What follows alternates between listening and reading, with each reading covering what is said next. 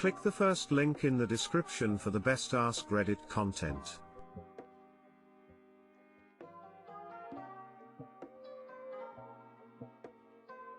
Today I fucked up by asking a disabled person if he needs a hand. Today I fucked up. So I work in retail and usually we're supposed to ask open-ended questions to customers that enter the store rather than merely asking do you need a hand. But due to anxiety I stutter a fair bit, and since asking do you need a hand is much easier than engaging in conversation, I just say do you need a hand half the time. So I'm helping a customer on the shop floor when I see out of the corner of my eye a buff man in an orange shirt walk in. I turn to say hello and ask do you need a hand?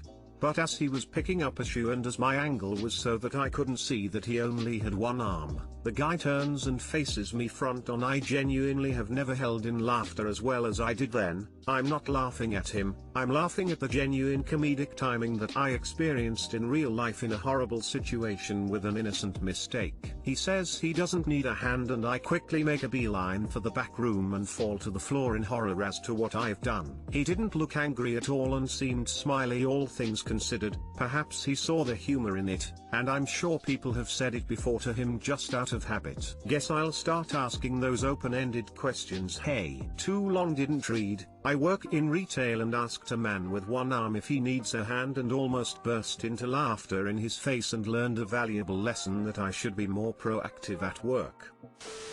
It's a normal question to ask. I'm sure he would prefer to be asked that question than awkwardly stared at and treated as a special case. It'd have been cool if he had asked if you had any on sale. Imagine if he replied straight-faced with, well yes I do. Do you sell them here? Which aisle are they stored in, health and body or meats and poultry? Or he answers like, oh, thank you. Can I borrow yours? Edit, happy day of cake.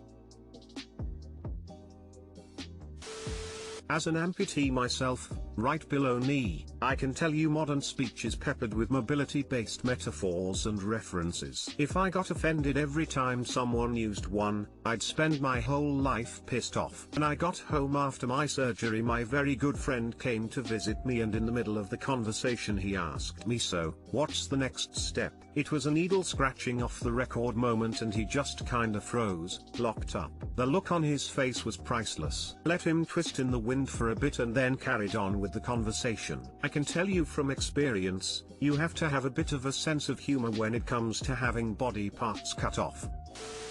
I was standing behind the counter and saw a dude come up on crutches, and I try and make light of it because I feel as if people pitying might get old. I ask, was it a good story, at least? He says no and hobbles away. And I see he is an amputee.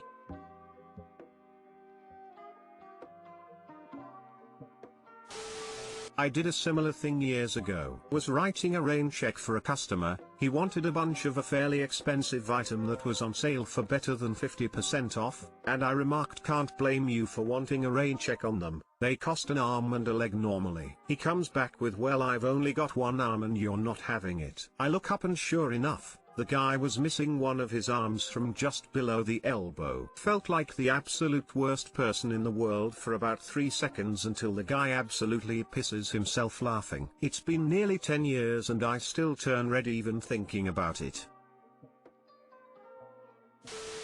Today I fucked up by cremating my dead cat. This happened a few years ago, but it's constantly brought up by my friends as my most legendary fuck up moment. My 13-year-old cat escaped my apartment and went missing. I of course was frantic looking for him. I emailed everyone in my apartment complex. I posted flyers on trees. I launched a social media campaign. I pulled out all the stops. He went missing on a Monday. That Friday I got a call from a neighbor who said they saw my cat, but he was dead on the side of the road. I was devastated. I immediately drove to the spot where they said, and there was my sweet kitty dead on the side of the road. He was a bit mangled and I was hysterical. I drove right to the vet and they came out to my car and picked him up. I pet his little head and cried and told him I was sorry he got out, and I paid to have him cremated. I went on social media and announced to my friends and family that he was found deceased. I had hundreds of comments, phone calls, the works. I was so upset I went to bed early. I woke up on Saturday morning and I had a text on my phone from a neighbor down the road who said, hey,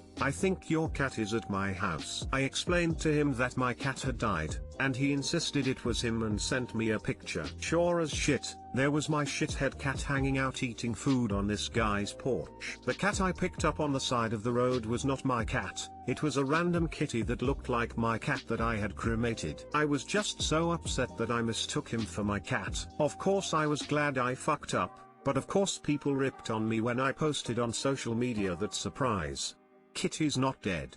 I get reminded about this at least once a month. We still have the random kitty's ashes in a box stored away. Too long didn't read, my cat was lost. I found a dead cat and cremated it thinking it was my cat when it wasn't my cat, so I cremated a random cat. Once when I was a kid I came home I found my mom digging a hole in the yard to bury my kitty. He had been hit by a car and we both were upset. Just as we were patting the grave smooth my actual cat comes strolling into the yard ready for dinner. Seems from the comment section that cats disappearing and reappearing is more common than you would think.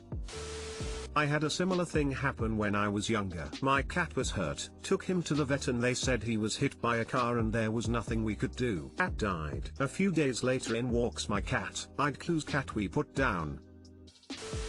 My first thought when reading the title was that your cat got stuck in your chimney and you turned on the fireplace. Glad to see that's not the case.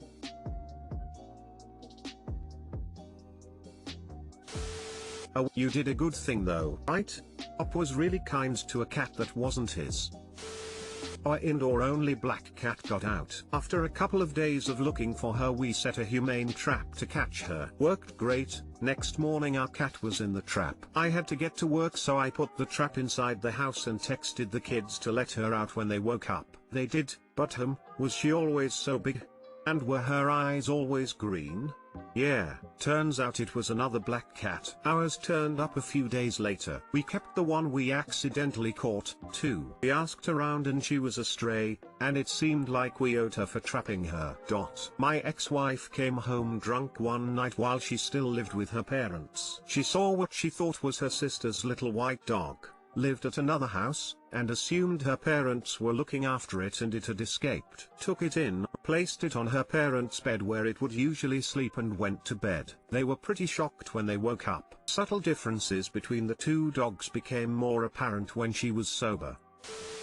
Today I fucked up by sending everyone a pic of my vibrator. So, I've been working for weeks on an embroidery project on an old denim jacket and I've been sending friends and family updates on it, asking for input on what colors I should use, etc. It's coming along really good and I'm super proud of it. So about 10 minutes ago I sent another update, not realizing that when I spread the jacket over the floor and snapped a hasty photo and sent it to multiple group chats that my clearly labeled Hitachi magic wand was in the bottom of the frame. These chats include my friends, my religious aunts, some cousins, and a few of my co-workers. It's currently almost 3 o'clock in the morning here. They're all asleep. The first thing they'll see tomorrow is an open window into my sinful nature. Too long didn't read. I accidentally had my vibrator in frame when sending an unrelated picture to friends and family, consequently want to die. Smile. Edit. This was sent in iMessage. From my experience, when you delete messages sent via iMessage, it only deletes them for you, not everyone. If I'm wrong about that,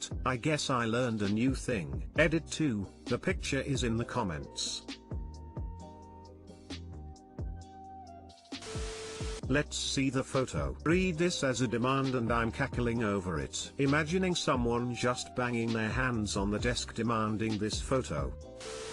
It's not a vibrator, it's a back massager. You could add to that it's disgusting, your mind would go there for some flair. Quickly send a better photo and that will direct them all to look at the better one instead of the oops sloppy rushed photo one. This is the answer right here. If you send me 2 photos of the same thing and one is more clear and better framed, I will completely ignore the other one. Sending the new pic now while everyone is asleep means they will wake up to 2 different photos and only pay attention to the second one. It's no big deal, at least it's not as obvious as a big rubber penis. They will know what it is at a glance, so they obviously know what it is, or they will have no idea.